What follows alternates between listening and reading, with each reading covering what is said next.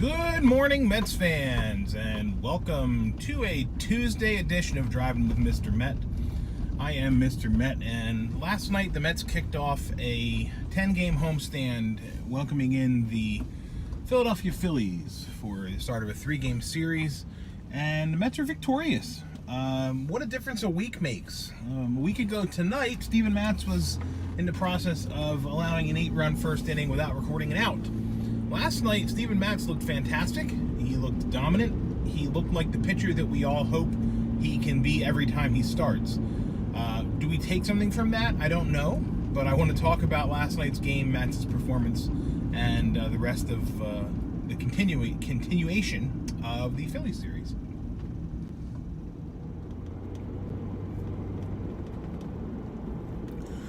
The only complaint I have about last night was that Matz wasn't able to go beyond the 6th inning. And I probably shouldn't complain about it. I can't see the games because of blackout and whatnot. But I did not hear Howie or Wayne talk about Matz being fatigued in any way. So I would have loved to see him be able to pitch 7 innings. But that's a nitpick because everything went about as well as it could possibly have gone for Steven Matz last night. Really rebounded nicely from the worst start of his career. And to do so against the exact same team that just a week ago made you look like Jason Vargas is pretty impressive. So I'm really happy for Matz. I say this a lot. Like I'm very hard on him. I kind of have high expectations of Steven Matz. And I get really easily annoyed by how quickly he seems to fold under pressure. And he wasn't really in jeopardy at all last night, but it was nice to see that he didn't let what happened in his previous start carry over to this one. So game ball clearly goes to Steven Matz, who pitched extremely well and got a much deserved W. Second game ball goes to the flying squirrel Jeff McNeil with another terrific night at the dish. Driving in 2 runs, hitting his first home run of the season, and McNeil just looks great out there after 2 straight games without a hit, which was kind of like a little bit surprising. McNeil just gets right back on the horse and 2 hits last night. I want to say I really liked the lineup last night. I really liked McNeil batting in front of Pete Alonso.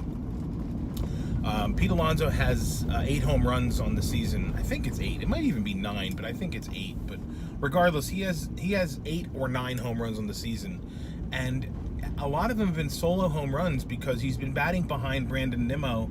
And while Nimmo's coming around, he's not getting on base in front of those home runs. He's not a base runner for Alonso to drive in. I like Alonso batting third because with Nimmo leading off and with McNeil batting behind him, it gives Alonso more RBI opportunities. And I think that's the important part about how you construct the lineup, giving your boppers, your best hitters, ducks on the pond so you can drive them in.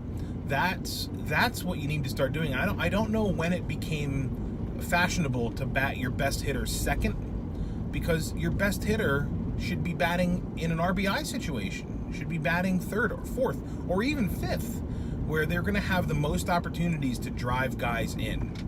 And I'd love to see the lineup change and alter a little bit, where Alonso's batting in that 3-hole, perhaps in the 4-hole as the season progresses. So we'll see what happens with that, but I was encouraged by the lineup last night. Speaking of the lineup, Todd Frazier returned to the lineup last night. Mets made some roster moves. They quietly put Justin Wilson on the IL for elbow stiffness or shoulder soreness or something. So he's on the injured list. They recalled Luis Guillorme to return to the roster, and of course Todd Frazier made his return. I think it was Paul Sewald who got optioned back to Syracuse, if I'm not mistaken. I could be wrong about that, but I found it odd that they kept Jacob Rame instead of Sewald. But in any event, a couple of roster moves before the game. The Guillorme move was essential because Rosario's been sick. He was very sick yesterday, apparently, And Cano, of course, got hit in the hand on the pitch that he, swung at on Sunday, so he was out of the lineup yesterday as well. There's some thought that he might be out of the lineup again tonight.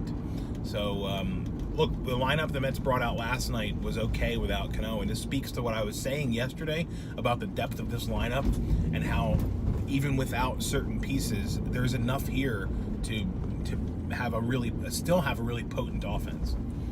So that's a great thing. A couple of other really quick points from last night's game, and the one that I want to really hone in on is the umpiring again. I'm growing. So let me first preface this by saying I'm not in favor of replacing umpires.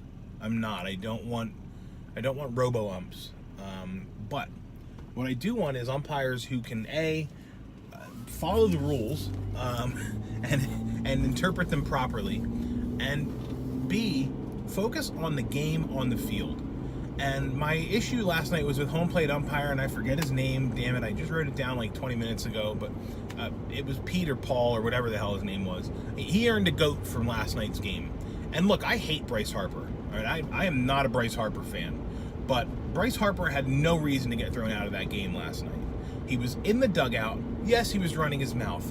Who cares? The umpire should be paying attention to what's going on the field and not be so easily distracted by what's going on in the dugout.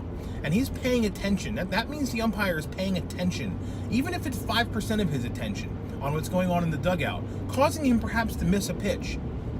The umpire has to be focused 100% on the game, especially the home plate ump. He cannot be so easily distracted and thin-skinned that he's listening to what the players are chanting and yelling at from the dugout, and it's impacting him to the point where he has to eject a player that's in the dugout. That is nonsense. I hate you, Bryce Harper, but you didn't deserve to get kicked out of that game last night. I am vehemently growing angry with the umpires more and more every day. Their strike zones have been horrible this year. They've been squeezing pitchers. They've been calling pitches that aren't strikes. It's just such an inconsistent year for umpiring to me. I really feel like they have to fix this. I really feel like they have to fix it. The blown calls are one thing on the bases, the bang calls, but the umpire strike zones have to be a little bit more consistent. And it's I don't know what it is. And I'm not saying I could do the job. All right, I know I couldn't do the job, but they're getting paid to do the job.